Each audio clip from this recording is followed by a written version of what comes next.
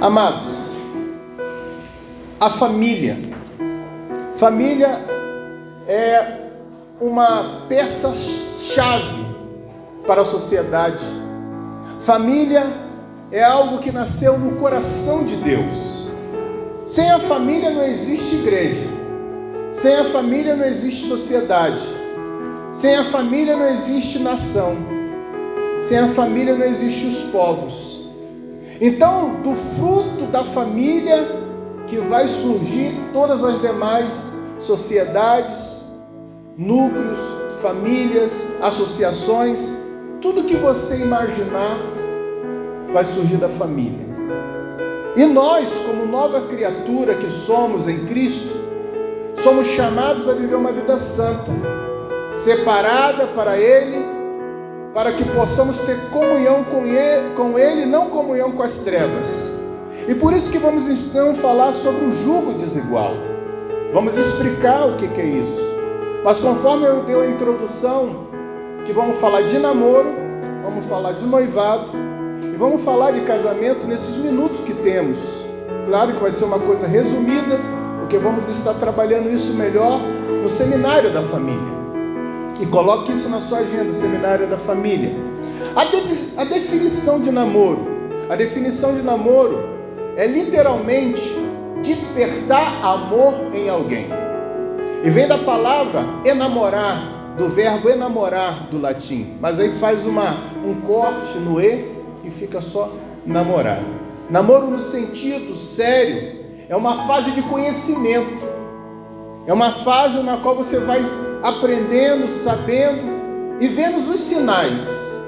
O pecado no namoro é você ignorar os sinais. Você pensa, não, essa parte aí, quando a gente casar, eu vou convencer, eu vou mudar, e não muda nada.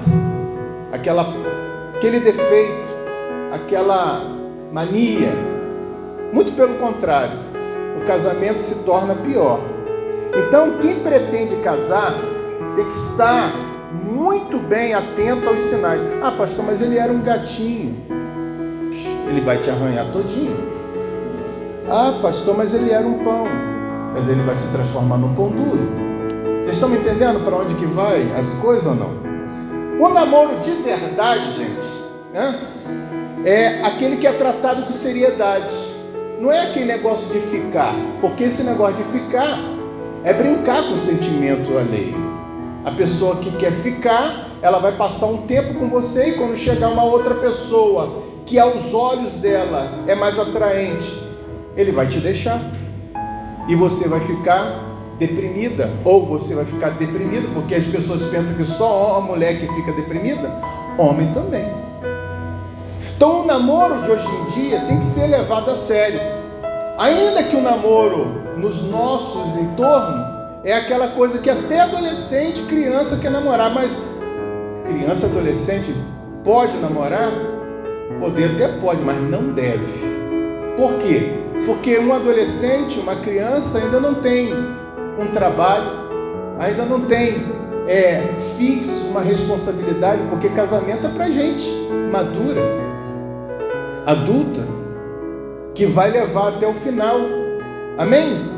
Então vocês aí, irmãos, vamos ver a parte do jugo desigual no namoro, no noivado e no casamento, porque a porta do casamento é o namoro.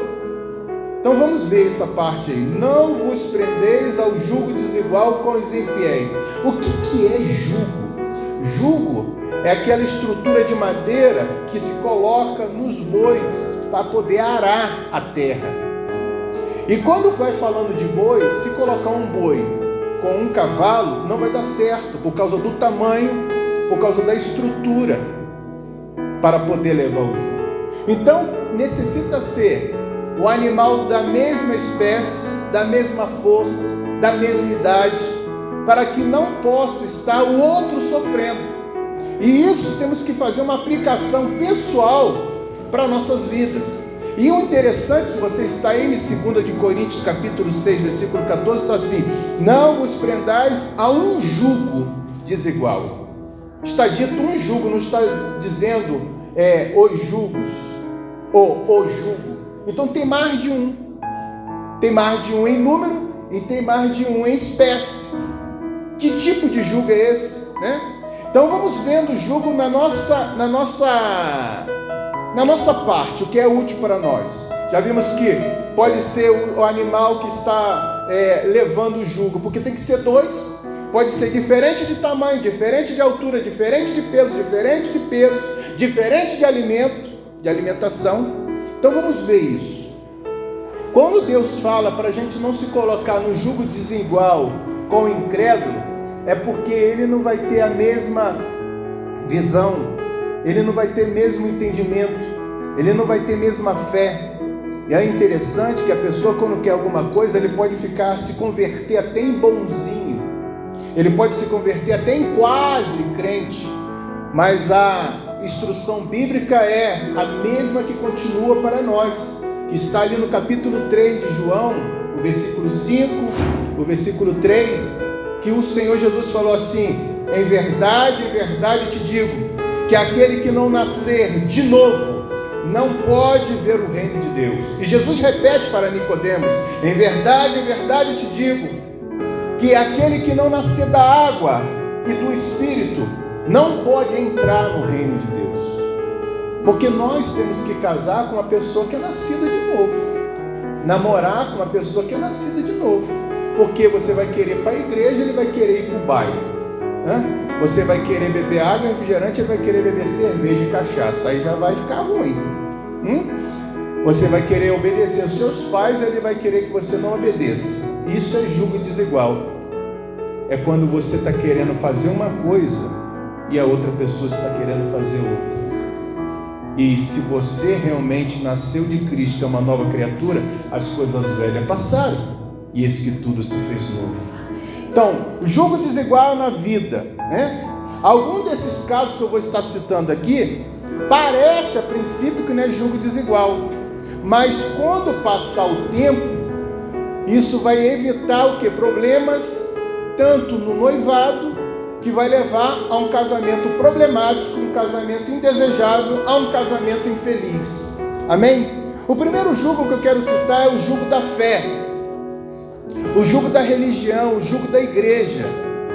A ordem divina é contrária a isso, quando fala lá em Deuteronômio capítulo 7, e versículo 3 e 4, vocês vão ver a razão porque Deus falou para a gente não se colocar nesse jugo desigual. Ele falou assim: nem te aparentarás com elas, não darás as tuas filhas e a seus filhos, e não tomarás as suas filhas para os teus filhos, pois elas fariam desviar os teus filhos de mim, para que servisse a outros deuses, e deuses com D minúsculo, e a ira do Senhor se acenderia contra vós, e depressa vos consumiria. Então Deus está falando que quando nós nos associamos com uma outra pessoa que não tem a mesma fé, Ele vai desvirtuar você, Ele vai tirar você do caminho, Ele vai tirar você da santidade. E é muito interessante isso, quando a gente está orando, principalmente para a juventude. Ah, pastor, ore por mim, que eu quero ter um noivo, quero ter uma noiva, quero ter alguém para compartilhar sonhos, projetos, e realmente esse é o propósito. E a gente ora e de repente aparece alguém, aparece uma xerox autenticada e colorida. Ela passa por quase a original, mas ela não é original. Então cuidado, né? Porque as pessoas às vezes vêm para nos conquistar, e nós, quando estamos carentes, com o coração aberto, somos presa fácil para o engano. Mas nós necessitamos estar discernindo as coisas, e daqui a pouco vamos estar falando alguns princípios também para estarmos avaliando as pessoas que se acercam de nós. A doutrina bíblica é esclarecedora quando fala: casar, você pode casar com quem quiser, contando que seja no Senhor. Amém? Eu não estou entendendo. Isso está ali em 1 Coríntios capítulo 7. Amém? Podemos seguir? Capítulo 7, versículo 39. O namorado incrédulo não tem compromisso com a doutrina da palavra de Deus, com a vontade de Deus, com a santidade de Deus, com a pureza de Deus, e com os princípios de Deus. Só aí já poderíamos ir para casa alimentados, mas ainda temos mais coisa aí. Outro jugo desigual é o jugo desigual do caráter. Estamos estudando na revista os princípios do Sermão do Monte. E no capítulo 5, versículo 13 e 14, você conhece muito bem que Jesus fala que eu e você somos o sal da terra. Sim ou não? E se o sal for insípido, com que há de salgar? Para nada mais presta, senão para ser lançado fora e ser pisado pelos homens. E ele ainda fala: vós sois a luz do mundo. Não se pode esconder uma cidade edificada sobre o monte. Então nós somos influência, nós somos o destaque de Deus, as pessoas que vamos estar levando o Evangelho para o nosso Senhor e Salvador Jesus Cristo ser glorificado, ser aceitado e ser crido. Então temos uma certeza que o caráter cristão não coaduna com o caráter tortuoso de quem não teme a Deus. Você quer levar a paz e as pessoas querem a discussão. Você quer levar a luz e as pessoas estão levando trevas. Você quer fazer a diferença, mas as pessoas estão querendo viver o que é igual. A gente, às vezes, queremos viver o modelo do mundo, mas o modelo do mundo não serve nem para mim, nem para você. Então, desigual no caráter, julgo desigual na idade. É, pastor, de idade? É. A diferença de idade descabida, absurda e inadmissível. Poxa, fica difícil. Você está casando com um vovô. Vocês estão me entendendo ou não? Não vai ter a mesma a tigana, não, como é que é? Ânimo, disposição. Eu já estou indo lá pro vovô, cara. Ainda estou com essa cara mais ou menos, mas eu não tenho mais a mesma força para subir um morro. Às vezes estamos subindo o morro lá do Kaique, Blenda já está lá na frente, eu estou fazendo assim, me espera um pouquinho. Já não é a mesma coisa. Se eu for correr atrás aí de uma bola atrás de vocês aí vão ficar lá e tem aquela dor aqui quando você corre, não tem? Eu vou ter dor aqui, tudo quanto é lugar. Eu já fui jovem, agora já não estou mais tão jovem. Então a parte da idade vai dizer muita coisa, entendeu? A parte da idade para as mulheres, porque tem uma certa idade para a fecundidade. Se ela sonha em ter família, se passar muito tempo já não vai poder ser mãe, porque a ovulação já não é a mesma, o tempo fértil já não é mesmo. Então Deus coloca o seu tempo, há tempo para tudo debaixo dessa terra. Tempo para namorar, tempo para noivar e tempo para casar. E o namoro não pode ser também muito longo, muito extenso, porque aí começa as intimidades, começa aquelas pedido de promessa, pedido de prova de amor, e esses pedidos de prova de amor antes do tempo é pecado. Amém? Não, estou claro, vou ficar dando volta para quê? Ou não, amém? Então o jugo da idade está aí, ó. Em curto prazo de tempo pode se transformar em um jugo a dois. A idade, no seu devido tempo, afeta a pessoa na emoção, porque olha só, 10 anos já é diferença, é uma década. Por exemplo, pessoas que nasceram lá em 2000, casar com outras pessoas que estão nascendo agora, fica difícil. A realidade é outra, a gíria é outra, a moda é outra, a fala é outra, e você não acompanha. Aí a pessoa não vai querer te ensinar, aí a pessoa não tem paciência. Tem gente que a juventude é mais rápida e a pessoa já está naquele passo lento da terceira idade. Vocês estão me entendendo ou não, gente? Afeta a pessoa nas emoções, afeta a pessoa na cosmovisão, ela já não vê igual. O que eu via quando eu era adolescente, agora eu já não vejo agora na minha idade. Eu não vejo mal, eu não vejo aquela coisa, agora eu já vejo mal em muita coisa. A gente vai amadurecendo. O comportamento social de um jovem é diferente de um idoso. Está entendendo? O idoso, você bota ele ali sentado, ele fica ali esperando a fila, fica ali. Ou o jovem não, ele fica ali, vai lá, vai cá, não para. Vocês estão me entendendo ou não? A vitalidade, a mentalidade, tudo isso. Então temos que ver a idade. Geralmente é na mesma faixa etária, porque você está na mesma época, parece que estudou os mesmos livros, estudaram na mesma escola, tiveram os mesmos sonhos, foram nas mesmas lojas. Vocês estão entendendo o que eu estou dizendo? Assim fica mais fácil. Julgo desigual, socioeconômico. Você é pobre, né? E ele é rico. Então ele vai em outros lugares. Aí ele vai começar já a ficar com vergonha de te levar àqueles lugares. Ainda que ele te dá um banho de loja, né? Mas por dentro você ainda é pobre. Não adianta, você não vai conseguir. Tá rindo? Vou beber uma água.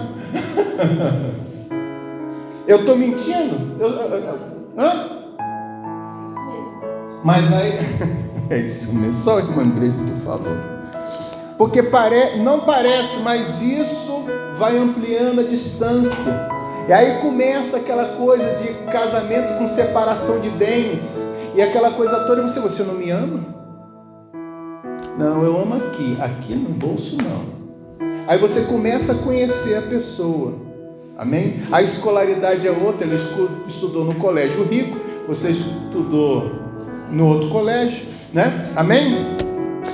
Então, gente, você tem que ver isso tudo. Outro julgo desigual e as suas consequências nos filhos amanhã. O que acontece? Essa é uma consequência muito estranha, porque você tem que entender o seguinte: que quando tem filhos e outros filhos, já estamos pulando para uma outra coisa, aí tem as brigas. E quando tem as brigas, você vai tomar partido de um filho, aí vai já ofender, já vai ficar triste, vai ficar apurrinhado. Amém? Princípios para um bom namoro, para um casamento feliz. Isso aí eu só mais repasso que já dei para a juventude. Você precisa ter a aprovação dos pais. Eu ainda estou no namoro, porque dizem aí que namoro bom é namoro escondido. Todo mundo ri, só essa parte que ri, né? Mas é bom você falar com seu pai. O melhor é falar com seu pai. O certo é você falar com seus pais. Amém? Não, pastor, não. Honra seu pai e sua mãe, para que se prolongue seus dias na terra. E mãe, parece que ela tem um sexto sentido, sétimo sentido. A mãe vai discernindo, a mãe mete o olho no sujeito, já sabe que ele é sem vergonha, não precisa nem falar mais nada. Minha filha, esse menino não presta para você. Mãe, não sei o que, aí fica aquela jogo. Aí passado um tempo, mãe, a senhora tinha razão. Amém? Não teve nenhum amém dessa vez? Princípios para um bom namoro, para um casamento feliz. Verifique como esse rapaz ou essa moça se relaciona com a sua família. Vou te explicar. Irmão, se ele bate na mãe, quem é que vai apanhar quando casar? Se controle aí, irmão, senão... Se ele xinga a irmã daqueles nomes, né? Porque isso tudo é desobediência, né? Que já falamos para não se colocar no julgo desigual do incrédulo, do infiel. Se ele xinga a irmã, xinga a mãe, quem ele vai xingar quando casar? Vocês estão me entendendo ou não? Procure saber se essa pessoa com que você está namorando tem princípios e valores absolutos. O que é isso, pastor? O valor que ele dá à verdade. Se ele mente, você vai casar com um mentiroso? Vai namorar um mentiroso? Onde você estava, bem? Eu estava ali. Ali pode ser qualquer lugar, né? Pode ser até ali e Babá. Amém? Você não vai namorar um mentiroso ou uma mentirosa. Ou você quer? O valor que essa pessoa dá ao trabalho. Por que você vai namorar um preguiçoso? Um vagabundo? Vai pedir esmola para dois? Vocês estão me entendendo? Sim ou não? Vai lá na casa dela, vê lá se ela lava o prato, lava a louça. Vai lá na casa dele. Se ele tem intimidade com a enxada ou só vive só no...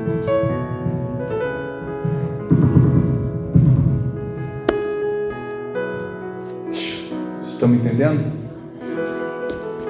Hoje tivemos pouco amém. Vamos ver se ele dá, se essa pessoa dá respeito, ou se é de respeito se respeita o próximo, se respeita o mais velho, porque você é novo hoje, mas amanhã você vai ficar mais velho, ou não? Se ele respeita avô, vó, tio, vê se essa pessoa dá valor à vida, se ele respeita a vida, o dom da vida, porque se ele não respeita o dom da vida, se você cair em pecado com ele, ele vai matar o seu filho, a sua filha. Amém? Vê se ele respeita os sonhos. Se ele não tem sonho, ele não vai realizar o seu sonho também não. Tem gente que não tem sonhos. Tem gente que odeia sonhos. Os irmãos de José odiavam os sonhos de José. Vocês estão me entendendo ou não? Qual o valor essa pessoa dá ao compromisso com a família? Ou você quer casar com uma pessoa que abandona a família?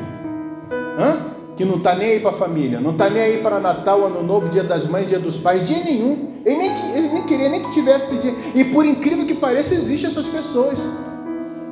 E são essas pessoas que geralmente nos atraem. Sangue de Jesus tem poder? Ou você que tem que se converter? Procure saber se esse rapaz ou essa moça respeita você. Vou repetir. Procure saber se esse rapaz, essa moça respeita você. Porque se esse rapaz que você está namorando te convida para ir para a cama com você, esse rapaz ele não te respeita.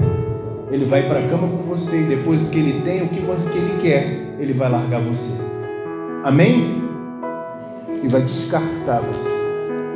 E tem jovens, não da igreja, né?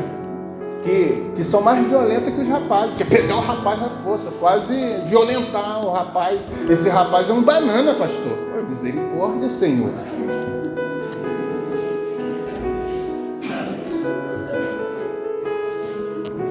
Olha o que diz 1 Coríntios 13, verso 5, para esses pedidos de prova de amor. O amor não se porta com indecência. O amor não busca os seus próprios interesses. O amor não se irrita quando você fala não. Vou repetir de novo, botando algumas frases na versão André de Ruth. Amém?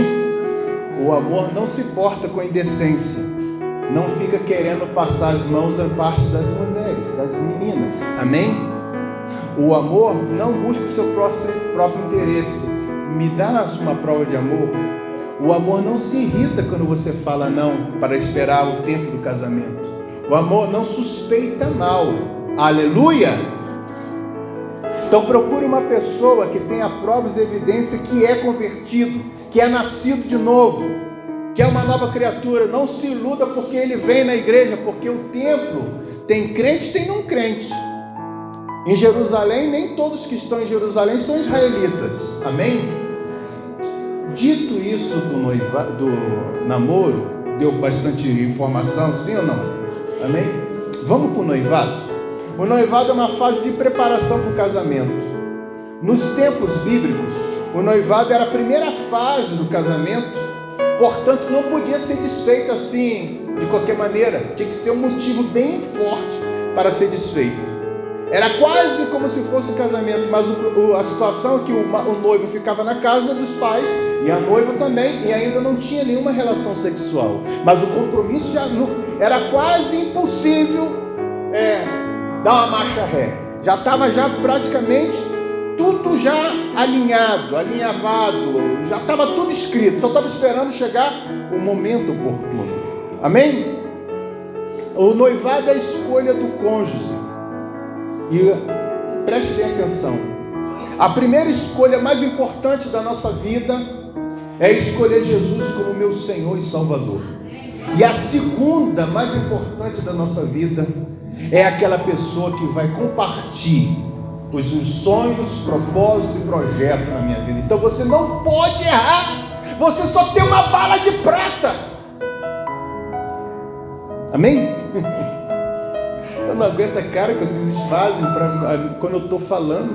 Alguns assustados, outros com a sobrancelha assim, alguns que já passaram, estão até rindo.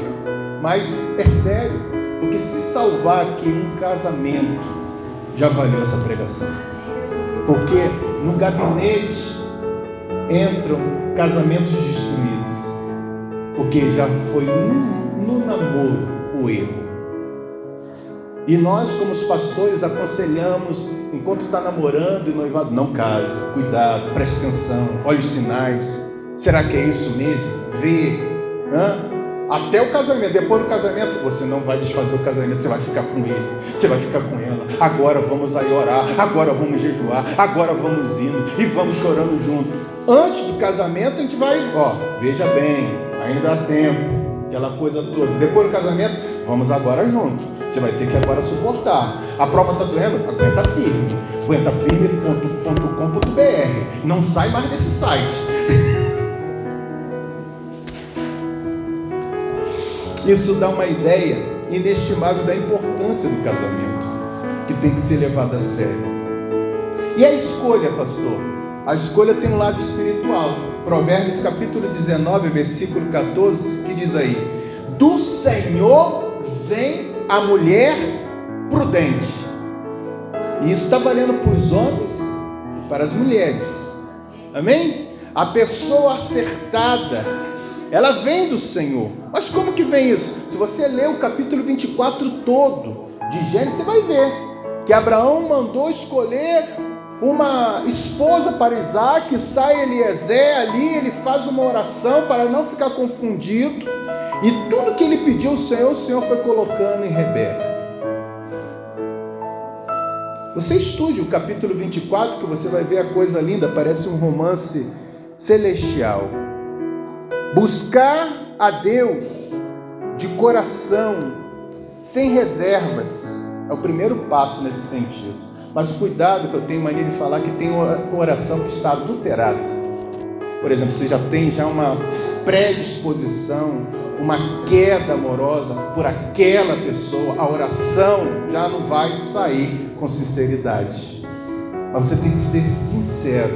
Senhor, se essa pessoa não for para mim, me ajude a tirar do meu coração. Porque às vezes você pensa que é tudo que Deus vai fazer.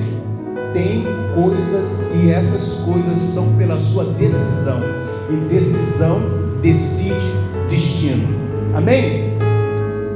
Noivado em si. Então tem essa parte espiritual e tem a parte da sua escolha pessoal. Provérbios 18, versículo 22 diz assim: o que acha uma mulher, acha uma coisa boa e alcançou benevolência do Senhor. Então é a parte, você vai vendo, você vai buscando, né? Ah, pastor, aqui na igreja não tem muito jovem. Ué, irmão, vai num congresso de jovem, olha lá, dá uma olhadinha, né? Sabe o que eu te digo, não? Convida também, faz o convite, vem aqui no encontro jovem aí, tá massa, tá legal, Deus está falando. Talvez é você que... Aí você não fala tudo não, entendeu?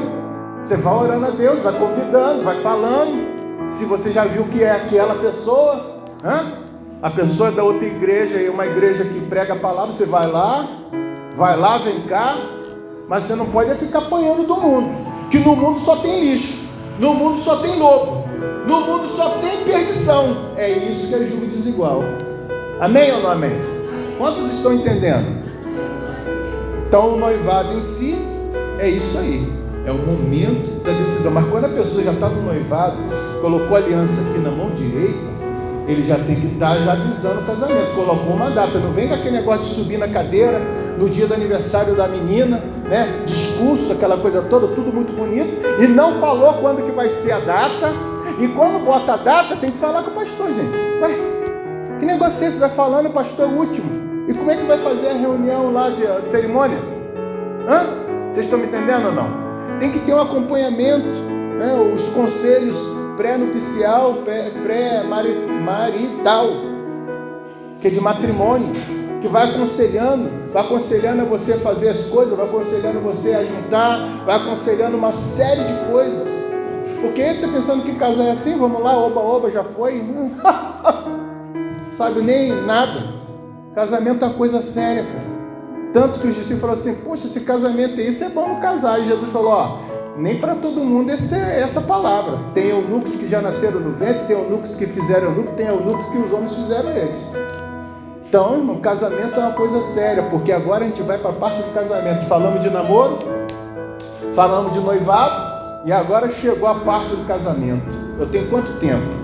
Ainda tem um bom tempo, mas não vai dar para falar tudo não, porque eu vou deixar os pastores aí falando outras partes aí. Casamento é uma instituição social de origem divina, fundada lá no princípio da raça humana, lá no Éden, por uma necessidade humana. Deus viu que o homem estava só e falou que não estava bom. Não é bom que o homem viva só. E fez o homem dormir, e naquele sono o Senhor tirou da costela de Adão uma coisa formidável, uma coisa maravilhosa, que se chama mulher. Amém? Para completar o homem, para ajudar o homem, para formar assim um matrimônio. Amém, amados irmãos? Ou não amém? O casamento é a fase da união, é a fase da união dos noivos. O bom casamento é mais do que uma união de corpos, é comunhão plena de duas pessoas em amor. Por isso que vamos lá em Gênesis capítulo 2, versículo 24 e 25. Ali o Senhor está falando do casamento. Diz aqui a palavra do Senhor: por isso deixará o homem pai e mãe, e se unirá à sua mulher, tornando-se os dois uma só carne. Ora, um e outro, o homem e a sua mulher, estavam nus e não se envergonhavam. Amém? Eu quero nesses minutos falar dos 4 pilares para um lar harmonioso. O primeiro pilar é isso aqui, ó. Por isso deixa o homem o pai e a sua mãe. Está falando, sabe o quê? De cortar o cordão umbilical, de deixar emocionalmente, deixar fisicamente. Não é que você vai estar desprezando seu pai e sua mãe, e tampouco desonrar seu pai e sua mãe. É que você agora necessita começar uma vida nova. Porque se você sai e ainda recebe o sustento dos pais, aí eu estou aqui, pastor, mas está uma benção. Meu pai e minha mãe pagam a luz, meu pai e minha mãe pagam a água, mas aí as compras cesta básica. De que cesta básica? Você sabe que a coroa não quer deixar o filhão dela passando necessidade. Aí já entra nos problemas.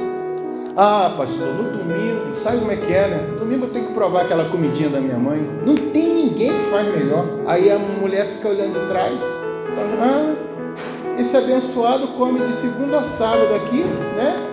E eu fico lá naquele fogão, sofrendo igual uma louca, para chegar no domingo, ele lá. Aí já começa o quê? O que começa, gente? Tá entendendo? Então vigia, varão. Vigia. Não faça tanto elogio assim, faça elogio da comida dela. Bem, a comida de segunda a sábado é uma maravilha, mas vamos lá fazer uma média com a mamãe? Voltamos aqui. Deixar emocionalmente é uma parte, você está cortando.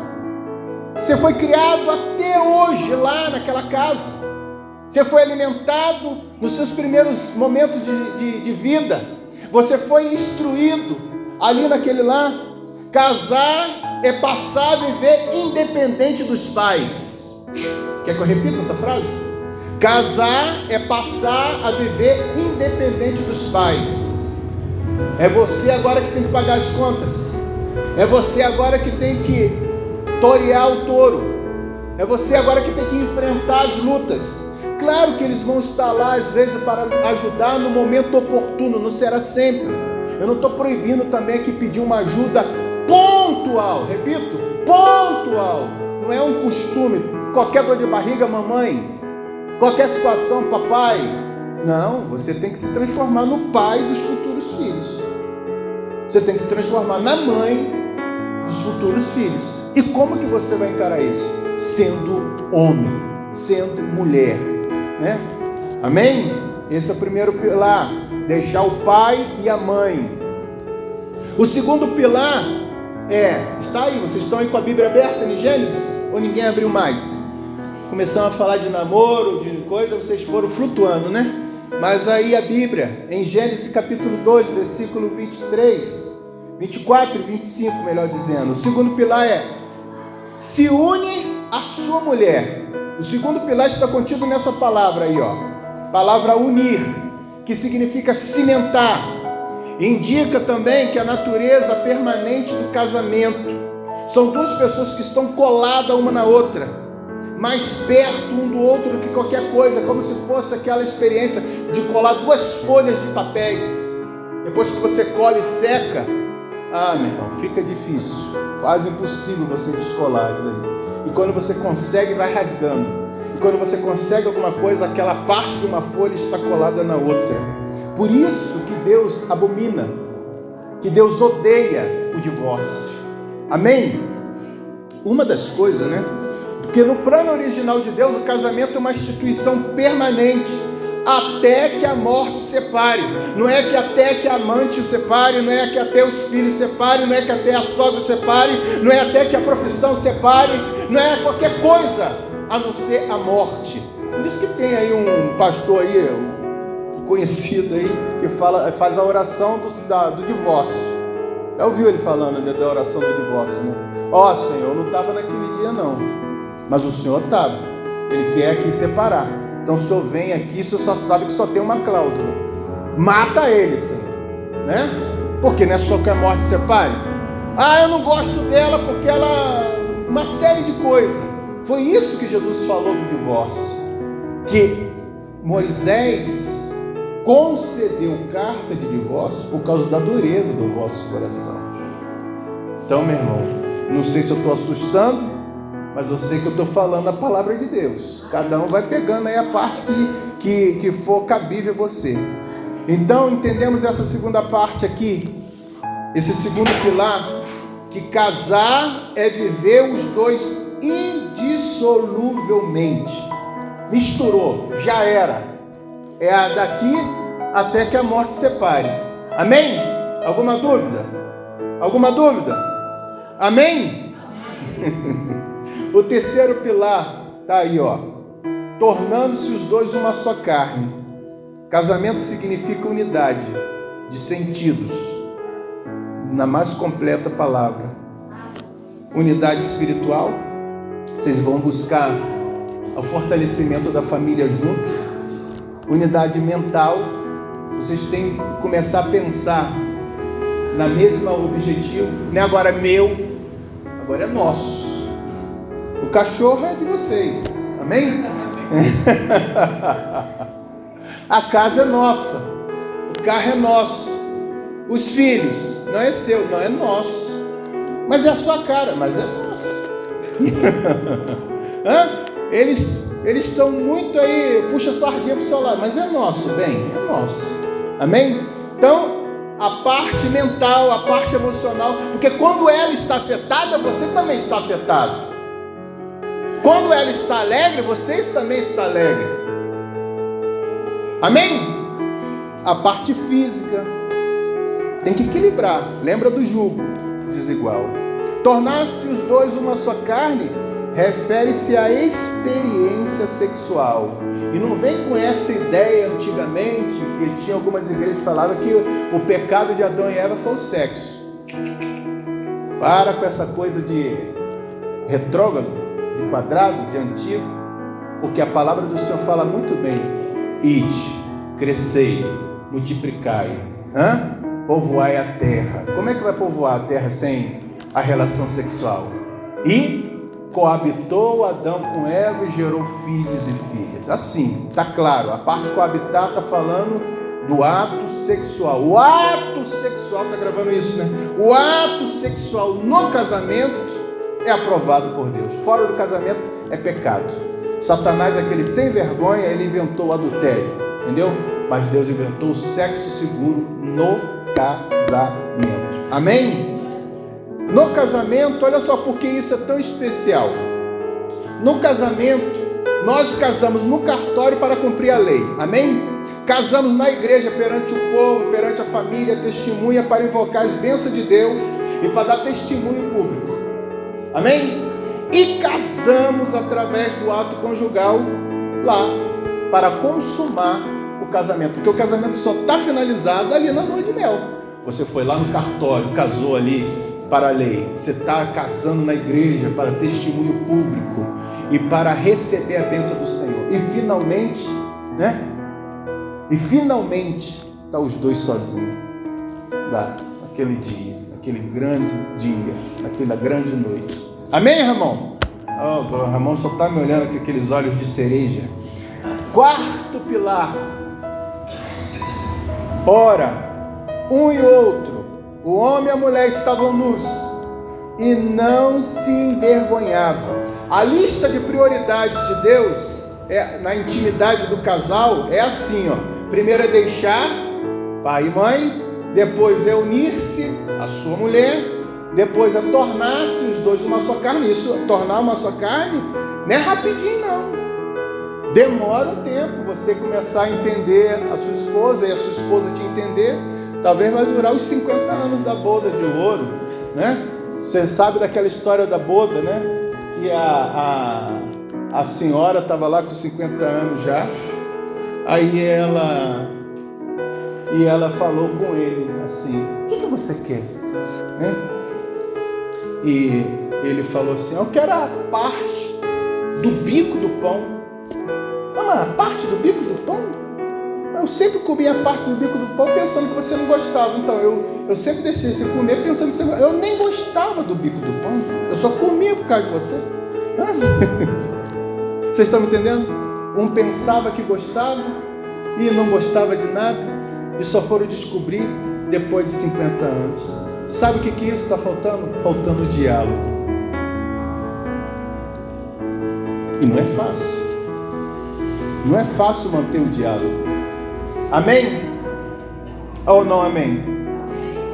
A ordem é importante, não pode ser mudada. Deixar, uniciar e tornar-se uma só carne para ter essa parte aqui. Adão e Eva estavam nus, não simbolicamente, realmente, literalmente. E não havia vergonha, não havia embaraço entre eles. Nenhuma área estava escondida, não tinha medo, não tinha acanhamento, havia liberdade física, liberdade emocional. Importante notar uma coisa aqui, que essa intimidade era resultado de um relacionamento sem pecado. Aí veio o pecado, já entrou a vergonha, entrou o medo, entrou a separação do nosso Criador, e hoje essa situação horrível das pessoas terem segredo, ter uma porção de coisa que impede a pureza, impede a entrega, impede a confiança, mas isso no nome de Jesus será quebrado. Você tem que restaurar a intimidade no seu casamento. E por último, quero ressaltar o propósito de Deus para o casamento. São alguns propósitos, e já estou indo para o término, mas eu não posso deixar isso em aberto. O propósito do casamento é a felicidade geral do casal, é a felicidade para a família. Olha o que diz no Salmo 128, versículo 1 ao 3. Bem-aventurado é aquele que teme ao Senhor e anda nos seus caminhos, pois comerás do trabalho das tuas mãos. Feliz serás, e te irá bem. A tua mulher será como a videira frutífera aos lados da tua casa, os teus filhos como plantas de oliveira ao redor da tua mesa. Ó, como abençoado e aventurado é o homem e a mulher que tem o Senhor. Amém? Então a felicidade do casal.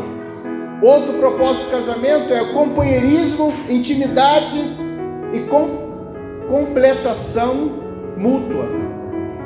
Completar um ao outro. Isso está em Eclesiastes 4, versículo 9 ao 12. Melhor serem dois do que um, porque tem melhor paga do seu trabalho. Porque se cair um, o outro levanta o seu companheiro. Mas ai do que estiver só, pois caindo não haverá outro que o levante. Também se dois dormirem juntos, eles se aquentarão um ao outro. Mas se um só, como se aquentará? E se alguém quiser prevalecer contra um, os dois lhe resistirão. E o cordão de 3 dobras não se quebra tão depressa. Aí já entra Deus no assunto. Deus no casamento não está suportando, está quase arrebentando. Deixa Deus o terceiro cordão, a terceira dobra. aquele que fortalece, aquele que é o nosso refúgio, aquele que é a nossa fortaleza, aquele que é socorro bem presente na tribulação, aquele que faz nova todas as coisas, aquele que chegou no matrimônio e não deixou aquela tragédia acontecer. Quando Jesus chega, ele transforma para melhor. Quando Jesus chega, ele toca no coração daquele marido incrédulo, marido com coração duro, aquele homem, aquela mulher que não teme a Deus, e Deus transforma nele numa nova criatura. Outro propósito do casamento é dar origem a novos lares, as novas famílias. É daí que se produz, do casamento heterossexual. É isso ou não? É o casamento hétero ou homo? Ficaram na dúvida? É tanta confusão, né, gente? É um casamento entre um homem e uma mulher. Homo quer dizer mesmo sexo. Hétero quer dizer sexo diferente. O casamento é feito heterossexual, entre um homem e uma mulher. O casamento é feito entre uma mulher e um homem, quer dizer, monogâmico. Não é duas mulheres ou dois maridos, esse poliamor. Isso não está na palavra de Deus para ser obedecido. Isso é coisa do mundo. Amém? E é vitalício. E testemunha de Cristo à igreja. E a conclusão que quero chegar para orarmos é: sempre que alguém da família está debilitado espiritualmente, toda a família sofre. Então ore pela sua família. Sua família é importante não só para Deus, mas para você. A gente não pode escolher a família que nascemos, mas uma vez que nascemos nessa família, honraremos o nome do Senhor. Uma vez que nascemos nessa família, ainda que a família não é perfeita, ame a sua família, ore pela sua família. Ainda que a sua família não seja a bênção que Deus projetou que fosse, comece a profetizar: minha família é uma bênção. A minha família é uma bênção, porque você é a porta da salvação da sua família. Não permita que a tragédia passada, que a maldição hereditária venha trazer para o seu coração incredulidade. Deus é aquele que ainda restaura a família. Deus é aquele que ainda salva a família. Seja como Noé. Seja aquele que está construindo a arca para a salvação da sua família. Seja como Josué: eu e minha casa serviremos ao Senhor. Eu e minha casa serviremos ao Senhor. Vamos ficar de pé e orar pela sua família. Não permita que o jugo desigual, desde o namoro, venha impedir você de glorificar o Senhor. Faça suas escolhas acertadas com a graça de Deus. Peça a graça de Deus. Peça a orientação do Senhor, no nome de Jesus. Amados, eu não sei como é que você chegou aqui. Talvez tudo isso que falamos, você lembrou do seu namoro, né? Da época que você teve um vacilo, não elegeu bem. Talvez lembrou você da época do seu noivado. Talvez lembrou você até do seu casamento. Mas nem tudo está perdido. Jesus é aquele que escreve uma nova história. E sua história foi destruída, Ele reconstrói a história. Eu não sei como está o seu relacionamento com a sua família, mas o seu relacionamento com Deus reflete no relacionamento que você tem com a sua família. Então hoje eu te convoco a reformar, a restaurar, a polir a aliança que você tem com Deus. E confie que Deus está preparando alguém para você. Você que está solteiro e não quer permanecer solteiro, Deus tem alguém para você. Olha, e essa coisa de minha metade da laranja, não, Ele vai vir inteiro, que você é inteira. Está entendendo? Não tem esse negócio de metade. São duas pessoas que vai se unir e se fazer uma só carne. Vamos orar? Pai Santo, Pai bendito, eu quero te pedir, Senhor, pela vida do meu irmão, pela vida da minha irmã. Eu quero te pedir, Senhor, por esse namoro que foi, Senhor, um jugo desigual. Senhor, esse namoro que foi aí escondido dos pais, que não teve a bênção dos pais, porque o casamento abençoado, ele começa com a bênção no namoro, o consentimento no noivado e a bênção no matrimônio, quando o pai e a mãe entram ali no altar para entregar a noiva ou entregar o noivo.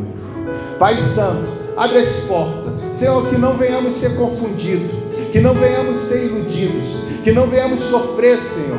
Ter, Senhor, uma perturbação, Senhor, no casamento. Senhor, toca nesse casamento, Senhor, no nome de Jesus. Restaura, Senhor, essa aliança no nome de Jesus.